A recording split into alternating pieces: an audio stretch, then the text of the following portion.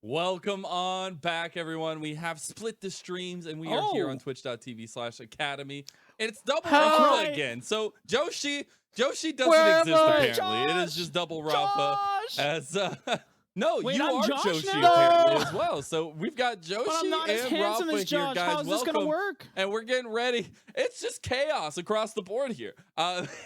We're getting ready for our first series of the night. It's C9 Academy versus IMTA. Unfortunately, we do have to get through things because we are running behind. So let's go ahead and talk about this Cloud9 Academy versus IMTA matchup, because it does mean a lot, at least setting up stakes and success for both teams going into the Super Cloud9, League. they are, yeah. You know what, Josh? I am Josh. Can No, they Josh hear me? doesn't exist. All right, Josh is not a part of this stream. Well, wait, like actually though, can people hear me? Like I know you guys can hear me, but I don't know if the stream That- can hear that- me. that So I is feel a like that's curious the most question. important part. Hmm. Okay, perfect. They can hear me, so we can in fact talk about it. But we do have Immortals versus Cloud9, as we touched on a couple of times so far. It is very important for both these teams because Cloud9 are 4 games ahead of where they need to be in order to be in the top 6, where Immortals right on the cusp. They are only 1 game ahead of the 6th place teams. Indeed. I thought maybe Rafa was going to back up. All right, let's see if this works. We're going to throw to casters, see if there's double Rafa or if we actually get Joshi. So Woo! goodbye, everybody. Hopefully we get Rafa game squared, number 1. inbound, dabbing for the spell to work. Good luck.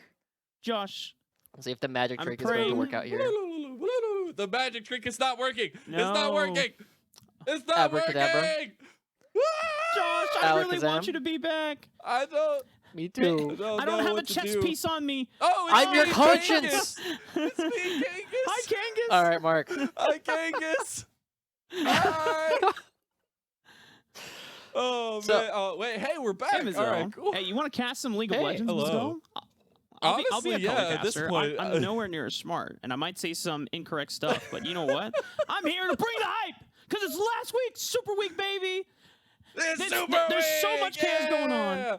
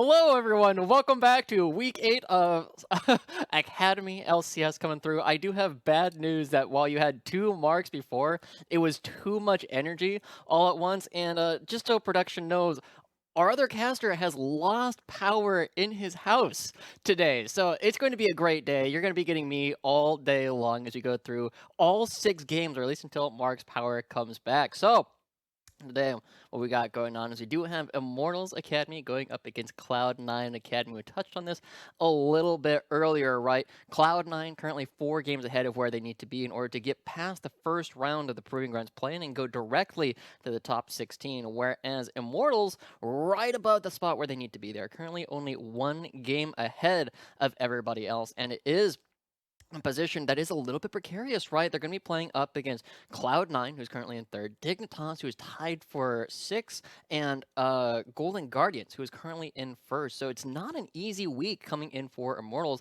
and with only 1 game to spare, they need to make sure they're continuously winning in order to keep themselves in a good spot. And now, so we got the camera all on me, we gotta take a little bit more time to also look at where Cloud9 is, because they are a little bit more secure in their standings, all the way up in 3rd at the moment, with 4 games coming through. They're playing up against Immortals in 5th, Team Liquid in 4th, and FlyQuest in 9th. So Cloud9, well, they always want to win. This game isn't going to be having the same level of stakes as it's going to be having for Immortals. And so we're going to have to spend a lot of time looking at how Immortals is going to be playing this through. We spent a lot of time talking about the difference between Chad and Arrow in the past, but now with Wild Turtle coming back in, they are going to have to be focused a little bit more on the way that Wild Turtle has been playing. We know from talking to Chad that they've been rather impressed with the way that Wild Turtle has been communicating with them. Chad feels much more relieved, much more able to take a lot of control over these games.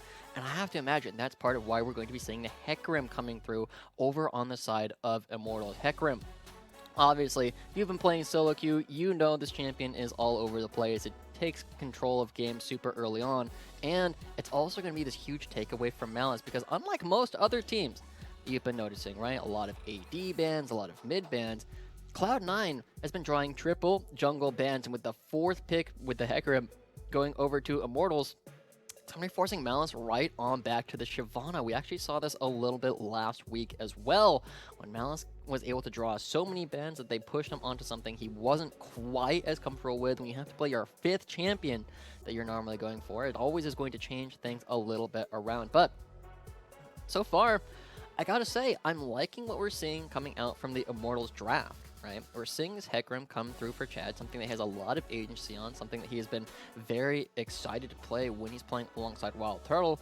And of course, Zeri, despite all of the strength that she brings to the table later on in the game, kind of struggles early. She doesn't have a whole lot of base AD. Her Q is really slow compared to a lot of auto attacks and doesn't do that much extra damage, whereas Tristana Yuumi brings so much power at the level 2 and level 3 that it becomes really difficult for the Zeri to actually stay in the lane. And that's why we're seeing some of these decent early laning supports like the Lulu, like the Nautilus, taken off the table. You want to make sure that that Wild Turtle can play to the aggressive style we always know he can. Something that we were looking at with players like Stixite earlier in the season. Wild Turtle, once again, had a pretty darn good showing last week when he first joined Immortals Progressive Academy. But as we look towards the rest of the draft, we always have to pay attention to what do these teams currently have and what are they missing. Chad on the Hecarim is going to be having the Yuumi and Tristana, right? He's got this really strong scaling core. Tristana, Orianna, incredibly strong when you get to 3 items or more. And same with Yuumi, right? They are going to scale incredibly well into the game. But the question is, are they going to be able to get there?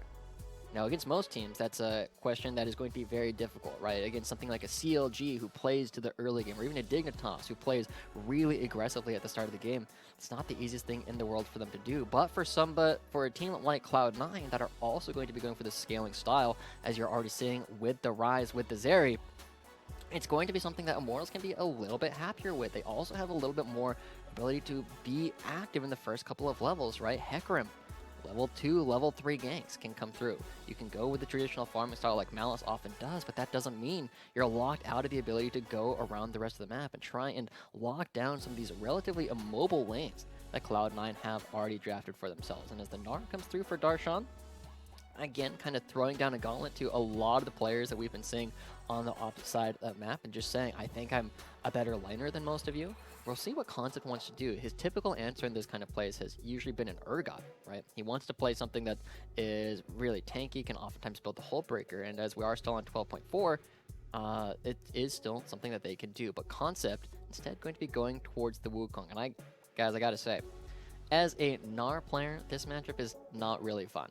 Gnar struggles with a couple of things. One, powerful women. He can't really speak to them because he doesn't speak English. But two, he also struggles against any champion that can really get on top of him and stick to him. And Wukong is a champion whose dash is on a lot shorter cooldown than Gnar's Hop, right? Gnar's Hop's on like a 20-something second cooldown, whereas the Wukong, it's only about 10 to 12 seconds, and that just means that for every 2 hops that Gnar has, Wukong has 2 dashes. So looking across the board, I actually really like what Immortals have kind of put together in this position, right? You see that Cloud9, they have a lot of scaling elements, but their early game is not going to be able to stand up to a Hecarim. And if they ever extend, it's going to put them in really dangerous positions, which will allow Immortals to kind of come through. And to back up once again from that, we also said that Immortals are the team that needs to start finding wins. It's not the easiest thing in the world to take on the top of the table, but they're playing Cloud9 and Golden Guardians, who are both in the top 3.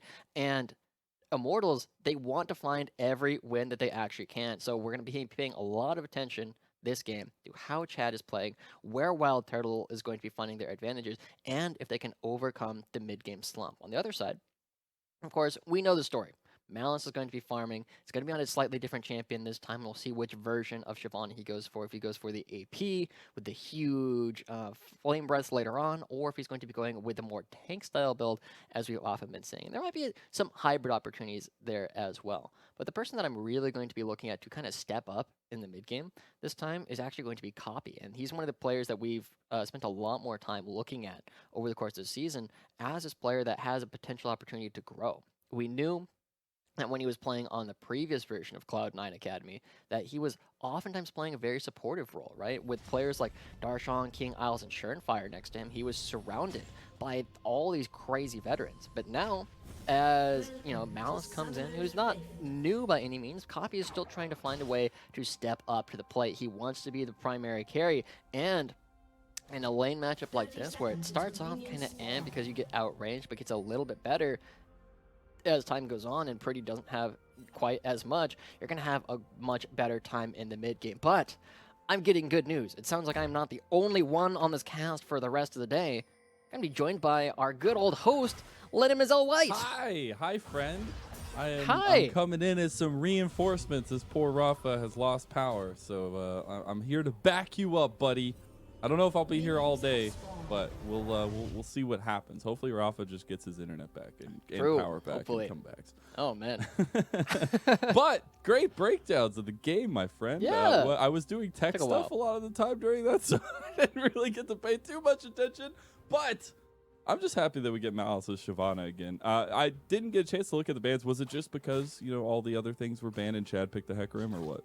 Well, yeah, I mean, you get triple bans, the Evelyn Wait, no Karthus, and quad the ban Udyr, this time? Oh my goodness. I mean, Chad's picking of the Hecarim is the quad. Ah, true. Big brain, Joshi, as always. Probably keep you around. I will say something we have been seeing, and I know this is a little bit of a different deal as we see Darshan and Concept going at each other in the top side.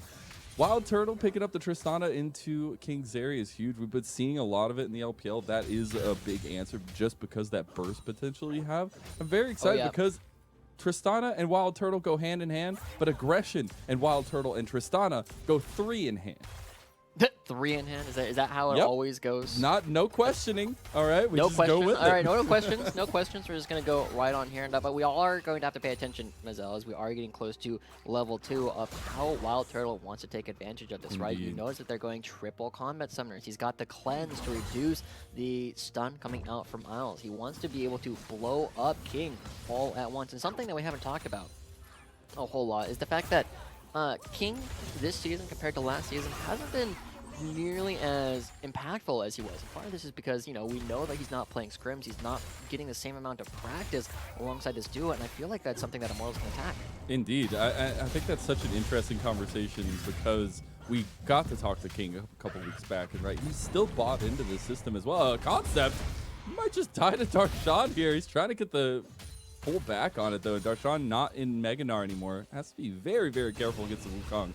But I still find it really interesting to see as Pretty himself is in trouble. Isles and King combination down there, and the work that they've tried to put in just on stage games, and seeing some of those bright flashes, it gives me hope. But then you see other moments where that lack of coordination, that lack of strategy is definitely there. As Wild Turtle takes his first rocket jump forward, Isles stepped away. They did spot that on a ward, but nicely pulled back from IMT. Yeah, I believe they also spot Melons as he crosses with that ward. It's going to be very close, right? It might have been right on the edge. But this is a situation where most AD carries would be pretty happy to just kind of hold this wave here, right? And I'm talking both the players and the champions, right? Most AD carries can do that.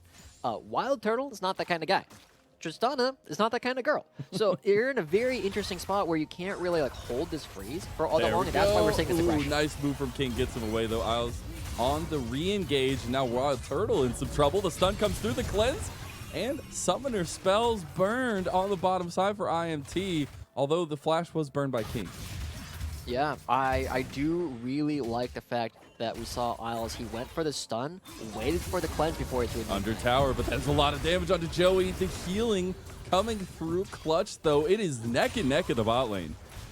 True. I mean, this is what we're seeing, right? Immortals were looking for an opportunity to play early on. They were looking for these aggressive plays. And something that we haven't touched on just quite yet, Mazel, is the fact that Joey has been one of our most impactful supports. He's been one of these people that a lot of the talent have been looking at as somebody that we haven't given a lot of credit so far this season. But he's been looking really strong in a lot of Immortals wins, and he's currently playing Yuumi, right? It's really hard to... Yeah, it's hard to make yourself look really good on this champion. You gotta wait, and you gotta find a good mecha for you to actually pilot, just jump on top of them and make them even stronger. But we're not seeing the same kind of playmaking coming out from Joey, and I wonder how much it's actually going to affect IMT. Are you saying it's not a symbiotic relationship? You're saying that Yuumi is a parasite here? Absolutely. Wow. You heard it here first. Wow. All right. Well, Joey, I'm sure will have some strong words. It's just interesting for Joey, who I love seeing on more of the engage style champions, being able to be the shot caller, at least engager for the team for IMTA. But on the Yuumi, showing some of that flexibility himself as Cloud9 Academy take their first dragon of the game. Yeah, it's going to be very difficult for Immortals to do anything about. They are too late, but there's no flash on Malice. And the slow does connect from the prowling projectile. Stunning onto Chad is beautiful, though, and Chad's just getting burned down. Wild Turtle going for the aggressive play. He needs to get the resets, but can't get him in time. And now Joey is left out like a cat in a bag. And Cloud9 come out with a double kill and 3 kills to start off the game. An easy turnaround, Mazel. We were saying that we were going to have to pay a lot of attention to if Immortals were going to be allowed to scale into this game. They want to turn up the NOS. They want to look for an opportunity. They did charge right on in with Chad leading the charge, and fortunately, doesn't go their way. They're not able to lock down a single target for long. Nice shockwave. Not enough damage to follow it up, though. Just a bit of trading there. Ultimate. Do you consider trading with your ultimate still trading, or is that like another level of trading, Joshi? Well, I call them pokels, right? I talk about this with Gnar quite a bit. If you're just doing it to buy yourself a back timer and get your opponent too low to continue fighting you, it's a trade, right? You're just trying to create space. There's the trade. I don't know if this one's going to be a pokel. Yeah, we are getting a fight on main screen, but the replay will go through of that triple on the bottom. Yeah, I mean, we get to see how close they get to taking down Malice, but I think it's the Triumph proc that ends up coming through, keeps him alive, denies Turtle at the reset, and of course, Joey wasn't on anyone for a good portion of that fight, meaning that he's not giving the extra stats, but again, up in the top lane, Darshan escaping with a sliver of health, but Concept too low to continue persecuting. Luckily, Concept kind of sniffing. Yeah, persecuting, same thing. I feel like at the same time. He does realize there could be some issues on backing off the tower with a smart play. Chad coming up to his Krugs now, though, will be able to reestablish some control on the top side of the map. Now we got to check back in bot lane. Perfect timing because Isles gets the engage, and rocket jump out for Wild Turtle. This will be the give and take of this bottom lane duo. Yeah. So something interesting that we're going to have to pay attention to, right, is Isles is trading his HP right now for Joey's mana. They did almost no damage at the Realm War top lane. This is a bit of an overzealous play from Copy as they immediately back away because Chad is right there. And that's what I was talking about. A little bit of control, a little bit of safety in the top side for Chad and for Concept. Yeah. Remember that conversation we were having about like the way that both Copy and Chad are kind of looking to play, right? Like Copy, he's trying to step up for all these opportunities. And I like the fact that he goes for it, but doesn't. Mega Gnar into the wall, and Darshan with the solo, but it's going to be traded back, and Concept gets it. Wow, good play from Darshan. I always underestimate the Gnar, but here we go, another fight. Prison doesn't connect on the backside. Double shockwave will be there. Pretty getting away with his flash. And again, it feels like there's a lot of these plays that are starting, but not necessarily finishing with anything, right? We've been seeing these opportunities. Copy went top lane, wasn't able to find anything with the Rumble. He flashes forward, but unfortunately only gets the slow, and there's no follow-up from the rest of the team because Isles is too far on the other side of the map. And I feel like I like this version of Copy and watching him try and make these plays happen. Now the question is going to be is can he actually like find them successfully, right? It's one thing to go for them, it's another thing entirely to convert them. And so far, Immortals have been doing a good job turning around what Copy's doing. The only blemish from what they've been doing so far has been the fact that they took a bad fight on the bottom side, and now Malice with 2 kills and King with a kill and 2 assists are way ahead of where they're supposed to be at this point in the game. Exactly, and I think seeing Malice come down to this bottom side here, I would like to see that continued pressure be there, but King is fine, getting to the later game. So is Wild Turtle and Yuumi to some extent, but that, 3 items is where Zeri really comes online. You're looking at those late game team fights, the positioning from King, and especially the kiting ability. So I feel like Cloud9 obviously have gotten a lot of what they typically go for, the obvious late game scaling aspects and relying on the good macro in the early to mid game.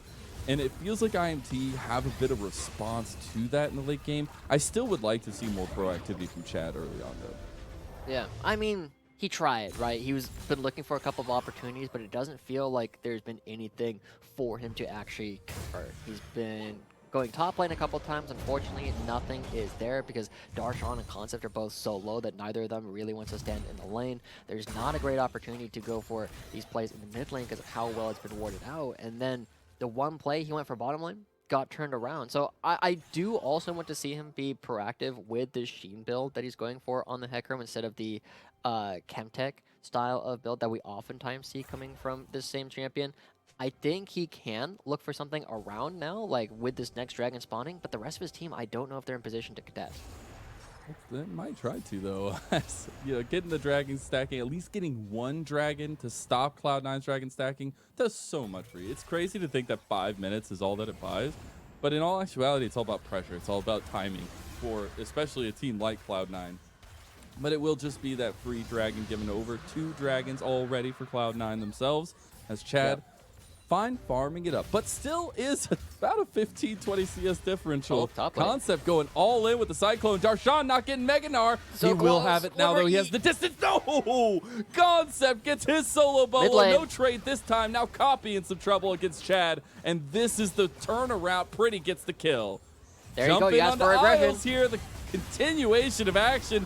Although you do still have Malice there with a decent amount of damage, it's the focus on the Isles that makes the difference. And Chad running down the jungler of Cloud9 Academy. The shutdown goes over, and IMT have taken hold.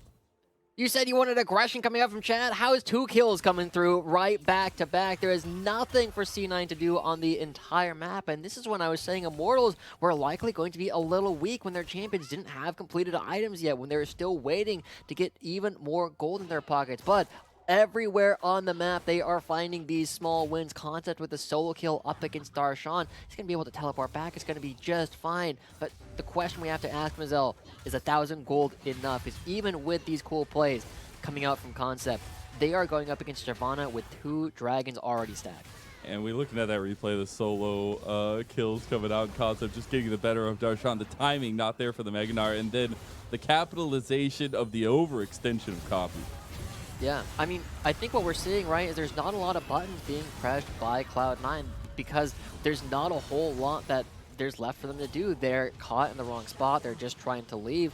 And with all the tools left on IMT, like, Pretty didn't even use the shockwave when they were killing Copy because they didn't need to. Everybody knew he was dead. It's just a matter of actually grinding him out, and it meant that Pretty also didn't have to use it later on for the other side of the fight just because of how far extended these Cloud9 members were and how good of a punish IMT found. Exactly, and I see all the beauty of the early game proactivity, 2 kills on Concept against Darshan, one of the best performing top laners in Academy here, who has been making waves in his own right, and to have Concept get that solo kill, but it still doesn't feel like it matters all that much because you're getting objective dominance from Cloud9. You're getting CS differentials as well in the jungle with leads to control for the map itself. So I like that proactivity, and I love that Chad was able to turn it on whenever I wanted him to. It's got to continue, though.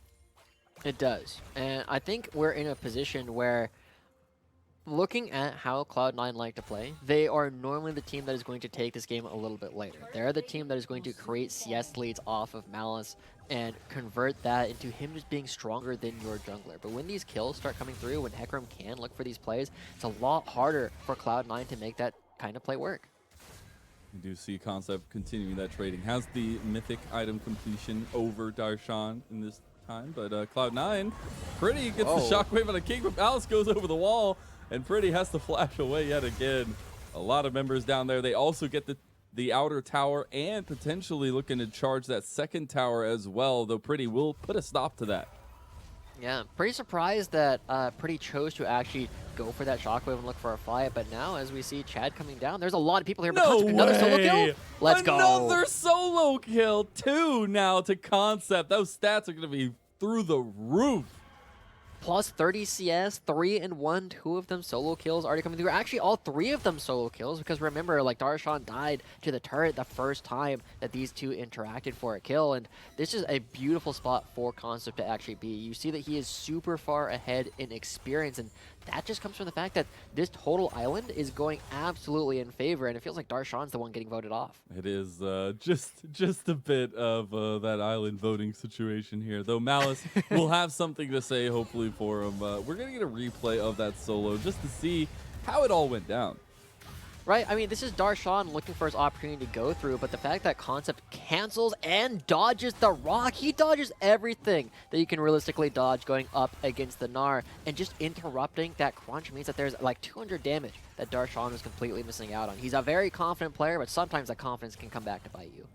Now, back in live, we do have King in a sticky situation there, but Alice was on his back just in case. Now, next Dragon spawning about 20 seconds would already be sole point for Cloud9, and IMTA do not want that to happen. They're putting all their eggs into getting priority in the mid and setting up for this Dragon fight. Yeah, Chad in control, has the Divine Sunderer, as does Concept. They have a lot of damages. Everybody on both teams basically has their mythic completed, except for supports and Darshan. He's given up so much early gold. Look how big of a chunk he's taking from Pretty. Yeah, it's going to be really rough. He does almost have Mega Gnar, though, and all you need is one good Mega Gnar ulti. Concept on the side, already chunking King out, but Concept has to run away because now King can kite him away. Solar Flare comes away, so that's a big one. Lightning crashes, but on the flank, Cloud9, you got to be careful. Malice with the split focus. Onslaught of Shadows out, gets Chad away. They've already got Malice, but now it's the resets. Now it's King going forward, and you can't run away from death. Immortals Academy, as King is coming for you. The devastating charge doesn't do enough. Isles trying to CC out Concept as he's attempting to take down Copy. It's 2 good. King gets dead, and Concept gets the double on the turnaround. Doesn't matter. Dragon goes to Cloud9, lead to Cloud9, and that is all she wrote for that one. And we're getting to see so many things come through at the same time. Cloud9 with better control of the river and better battle lines, interrupting the way that Immortals want to play. Look at how Malice just prevents anybody from coming to the rescue of Concept. And at the same time, with Chad overextended, you can basically just trade these two junglers out. There's so much damage going back and forth, and Turtle taking so much as well that there's not a whole lot left. And this is where Zeri thrives, Mazel. She just chases down individual members at the end. There's nobody that can outrun Zeri at this point. And even the cat, with all the speed that the champion does have with the zoomies, is not enough. And it's only Concept coming in with a double kill that makes this look even a little bit close. But Mazel, the Dragon, it was Soul Point. That's what we were saying at the very beginning. Cloud9 now has 3 to an Ocean Soul. It's so terrifying when you give this team this kind of lead, because in 4.5 minutes, it's going to force a fight for IMTA. Like, they will have to be there. They do not want to give over an Ocean Soul to a team that's just systematically, you know, taking the macro decisions to you. As Pretty will take this topside tower for IMTA, and bringing a lot of bodies up here are both teams, because we have a potential fight over the invade here. I was thinking Chad might go for the invade just to put pressure up here for Pretty, but it looks like they're just going to leave him on his own. Yeah, you want to make sure you get the turret. I think this is an interesting position, right? Because it's not often that we look at Immortals and say, Concept, he's the one that we're looking at this game, right? Normally he's doing pretty decently. He's on something like an Urga or like a Mundo, some big beefcake that's not necessarily got the most agency. But now he's on the Wukong. He's got 5 kills. And this is the time where we need to see Immortals change their trigger pull and change the way that they normally play, because it's Chad, Turtle, Pretty that we oftentimes look at. And now they need to say, Concept, you're the one who needs to get things started. He found himself on top of King in the last fight, but didn't go for it. Yeah, it's so interesting though, because you think for Concept, right? Do you commit to King, who ended up being, main reason why C9 make it in that fight because of the peeling, because of the kiting? Or do you try and save that Cyclone for the big moment, right? The big Cyclone to get 4 members. It's a give and take kind of situation, and I think in that one, maybe Concept wants that one back. Speaking of, Darshan wants a little bit of that early game pressure back because he's just taking the aggression onto Concept here, maybe losing out a little bit more. Need to be careful. You're just a squishy Gnar. He has a little bit of damage back now, though, on the kite, and it's just a topsy-turvy, volatile matchup between these two top laners. I mean, this is the kind of thing that Darshan does to people, right? I talked about Summit doing it on Cubby's stream recently, but he just creates a lot of pressure because whenever Concept makes a mistake, Darshan is there to punish. And when you're playing up against a player like that, it is very difficult to continue being aggressive. But now Chad coming down, Darshan realizes he needs to get out. They're going to be giving over a lot of damage on this structure. But at the same time, they're trading for top lane pressure and the Rift Herald. They're still going for it. Darshan takes the greedy back in the bush here. He's about to get Mega Gnar, does not get in time, and Chad gets the kill.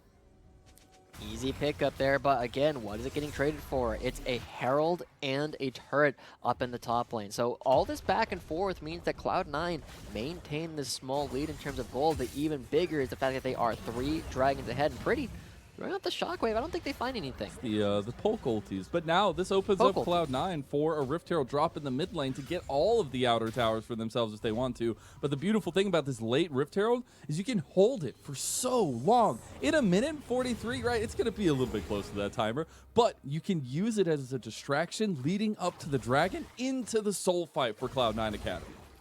Yeah, it's that distraction Carnifex, right? If any 40k players are here, you know exactly what I'm talking about. But the rest of Immortals need to find their way back in. And again, we were talking about Concept being this big player, but as we start getting these items completed, as Pretty is halfway to his Void Staff and also sitting on this tier that is fully stacked, he's got some damage now. We're starting to see tools coming out from the rest of IMT. They're not quite out of the slump that Tristana and Orianna oftentimes have, but they are well on their way to being out of it. But the problem is, 1 minute, I don't think they're going to get enough gold between now and the dragon to actually be completely out of the trough, and they're going to have to try and take some kind of crazy fight.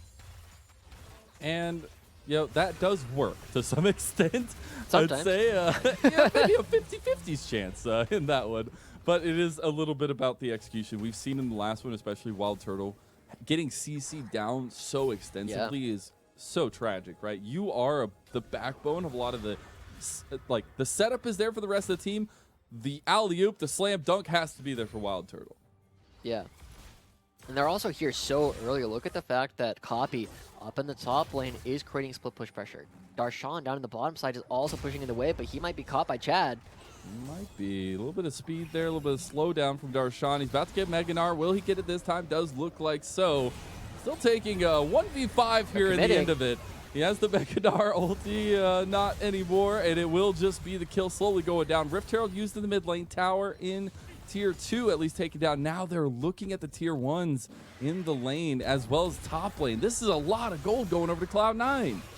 Yeah, Darshan having an uncharacteristically rough game does not matter to the rest of Cloud9. They're pushing in. I don't know who makes the call, but Copy up in the top lane. They get all 3 turrets in the mid lane. Now Immortals need to try and find a turn around in order to take down some of these members to punish them for their hubris, but the Realm Warp means they're out scot-free.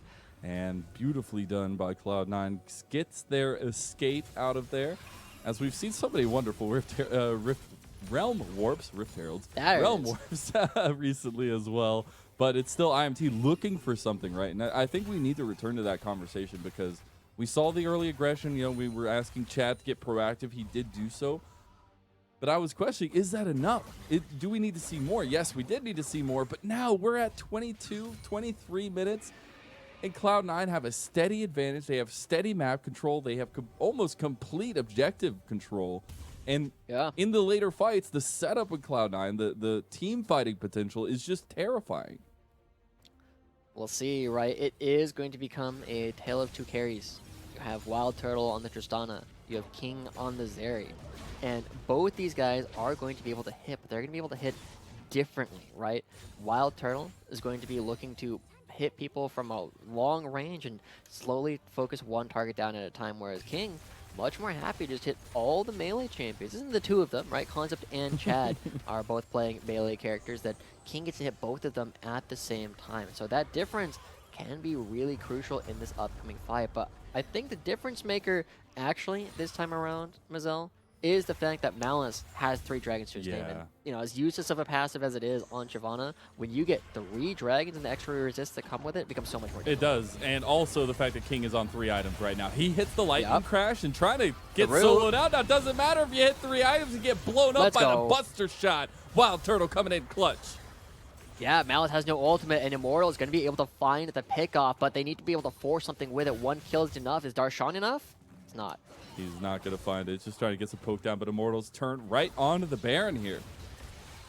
Going to be turning around. Concept has his ultimate still. He's the only one at this point, so Cloud9 can actually try and do this. They have 4 members, but Malice also doesn't have his ultimate just quite yet. He doesn't. Does have Smite if he wants to get in the pit. Has the Ghost as well, but no Flash to make that extra movement. Chad burning it down, but here comes the engage from Concept using the Cyclone on the backside. Darshan with the Meganar ulti away from the wall. Now Darshan's in some trouble. Wild Turtle's looking for the resets. There goes Malice into the fight. The resets come through from the bird, and they're going forward. Now Isles caught out. Copy is tanky, but he's chased down by Concept and Joey combo to slow him down. Chad will catch up to him. The Realm Warp will not complete, and Pretty gets the kill.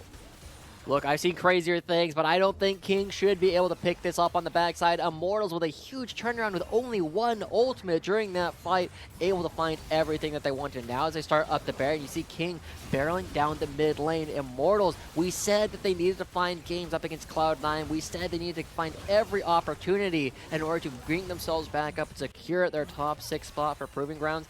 This is a fantastic first step, but the game's not over, Mazel. There's still a lot of league to be played. Absolutely, positively, and it gets me all so excited as the gold lead has changed hands over to Immortals. We get a replay of that Baron fight.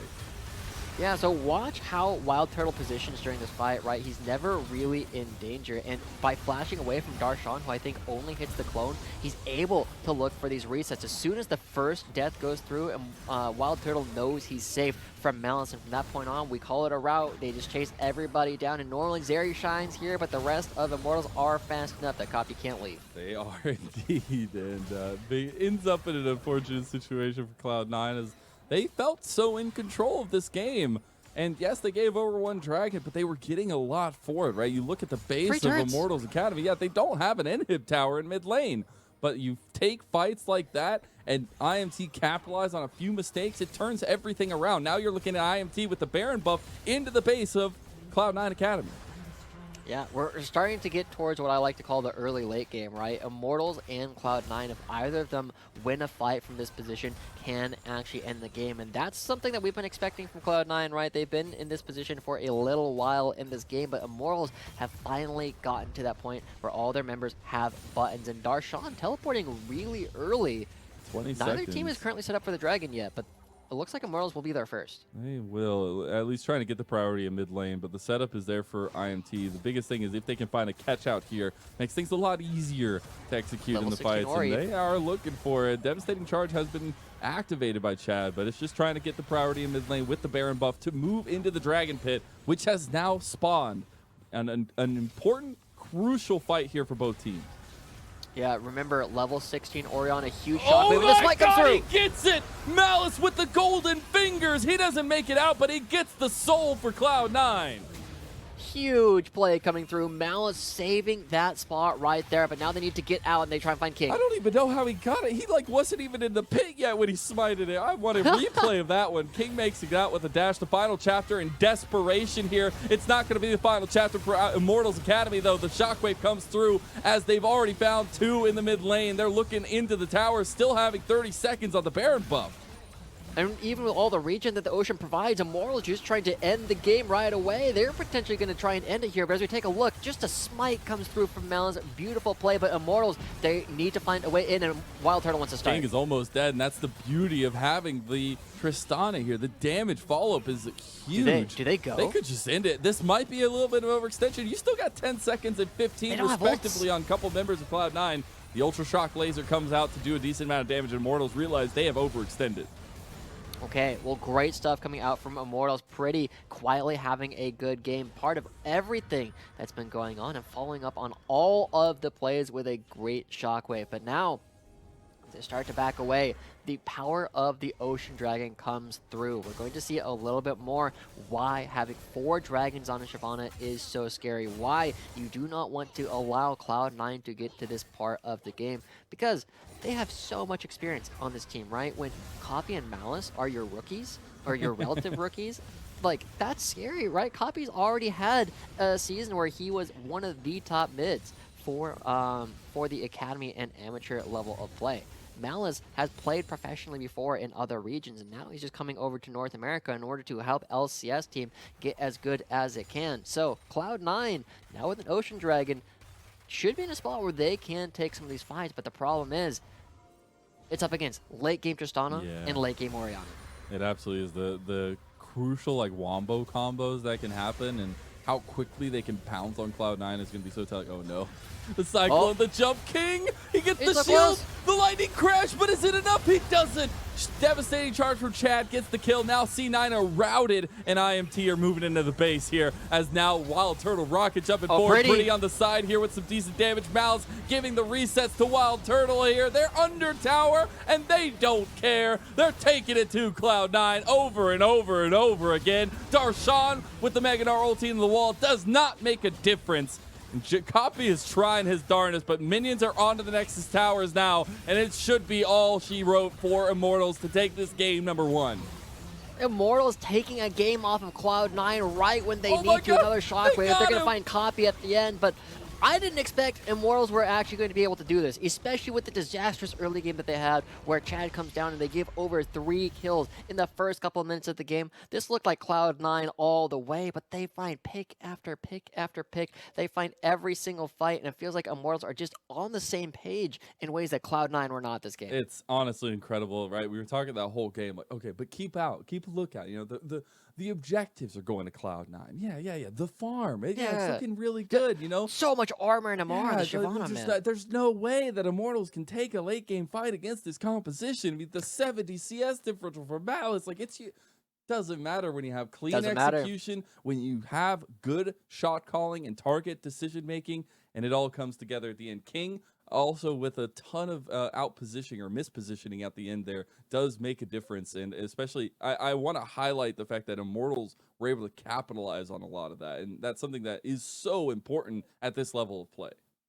Yeah, and it definitely feels like they were always willing to try and push the tempo, right? They were the ones constantly looking for plays, and Cloud9 reacted very, very well, right? Giving over a single Ocean Dragon for 4 turrets, 3 turrets in the mid lane and the 1 up top. Cloud9 were doing everything correct, and it's just a couple of small positioning mistakes where they didn't have as many people in the fight as Immortals. Ends up meaning that Immortals takes game 1 in a hugely unexpected fashion. It's always a fun one. Chad, my dude. You are a Chad. My dude. Like, also, we finally get to see, you know, the tried and true Yuumi Akarim combo. It just gets so terrifying because at any moment, no matter where you're at, you can be chased down.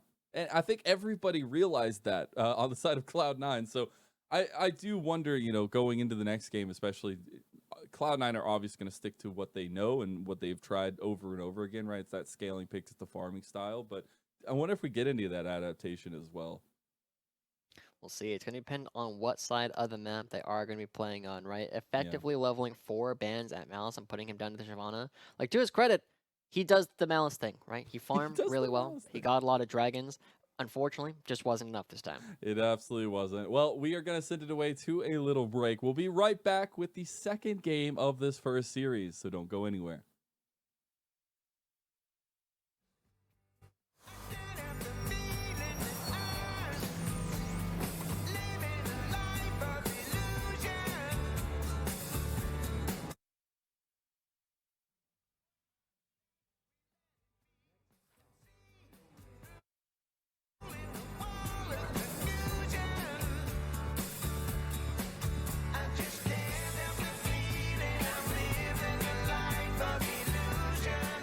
he was pretty unknown in the scene.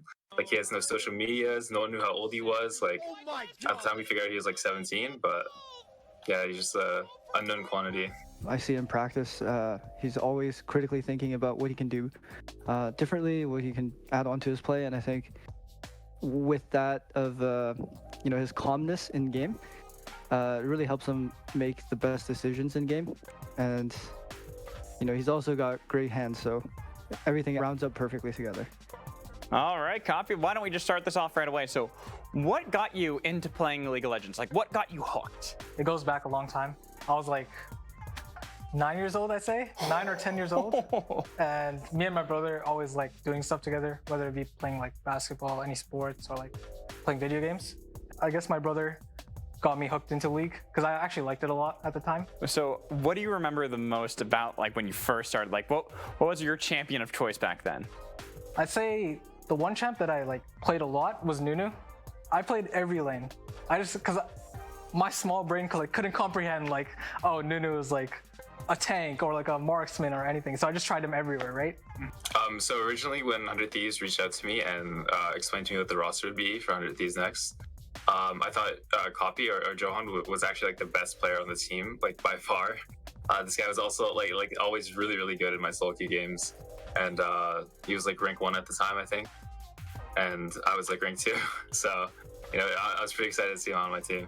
On our team, I used to like just first pick Karma and like send it to him for middle. And he used to always like talk about playing stuff like Fiddlesticks middle and like Nunu middle. But I definitely think he's a really good carry player. Like every time I've picked him, like say Zoe or even I wasn't unconfident to pick him Irelia either, or like Akali, just champions like that. Like I definitely think Johan can carry in a game. For one, I think I leveled my play to be more team oriented. I think back then I was more of a solo queue player, going for flashy plays, more risky plays, I'd say. But now I think I've sort of balanced that out with decisive plays and like being better on the macro side. I think being a flashy player is great and all, but I think if you, especially as a mid laner, if you know how to control the map and play side lanes very well, it helps your team. Not only helps you, but helps your team win in a better way.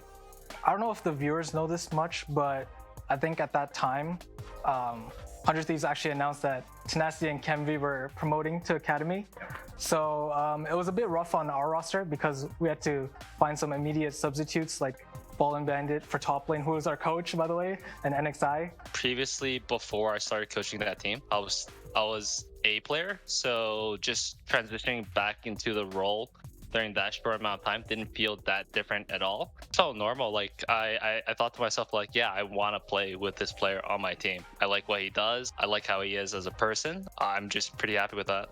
I thought that Johan would be one of the first players to move up to Academy. I thought one of the weakest things that he was weak at, if anything, was just his ability to communicate with his teammates, but he quickly improved on that, and I thought he was a great player. Blabber and I were really close. We knew each other in solo queue and we duoed a lot, and he was actually the one who recommended me to Cloud9. So I was really happy when Jack actually followed up with the message. I just couldn't turn down the offer, It's exactly what I aspired of when I was little. And first playing League, just to be on that stage. I'd say to start it off, our roster on paper was like really stacked, I'd say. Darshan, Churnfire, King, and Isles. I think they're all very good players in their own ways. And to be honest, I was like the one unknown piece, right? And that actually put a lot of stress on me. I think just being away from home and in combination having to work with these guys who are like a lot more experienced than I am, it put a lot of stress on me, and I felt like I had to work double the amount of time to just catch up to them. I think Darshan helped me a lot on just what I was saying before. The area I've probably helped him the most personally is just like laning and laning ideas. Being a proficient mid laner is like being able to flex these champions, be good on them in the side lane, just being more versatile with your champ pool and your gameplay. I think that, as long as another thing that I'd like to help him with more, is just like finding his own voice. Something that people don't know about Johan is I think he's the one who talks the most on C9 and makes all the shot calling, which really shows his like growth as a player, right? Like from before, like on amateur, we would just like drag him around the map, like talk for him, etc. Right? But I think now he's grown into like this shot calling role that can make him a really, really strong player. He's really articulate when he talks, and he sums up his points very quickly in game. And he's willing to talk about them more in depth outside the game, and I think that's it's indicative of how good of a player he is, and he leads by example in that sense, you know. Went to the back line, but that's a lot of damage on the other side. Getting flashed in, double kill for Hyper. This Elder Dragon might have gotten the kill onto Shen Yi. The shockwave from Copy. He's got to be the hero to save the day. I'd say I don't want to be defined in one bubble, you know. I want to be the all-around player that I can be. I have the skill set, and I want to be an LCS, maybe even next split or even next year, you know. I think he's already a great player, and he still has like tons of room to grow. Johan, don't troll this split. You got this. LCS next split, all right? Or you're jobless. LCS or McDonald's. Have fun, man. I'd like to think that Copy would get an LCS opportunity. You never know how things will turn out, but I really believe that there'll probably be some point where he gets a shot because I think he really deserves one. You know, he does really well. He actually gives Fudge a lot of help and practice. We warmed them up pretty often before LCS match days. And I think, from what I've seen at least, Copy should be in the LCS latest by next year. I just want to be more of that player in the spotlight and being able to take resources and carry a game instead of being like sort of the backline player. And yeah, I just want fans to know that they can count on me carrying a game for C9.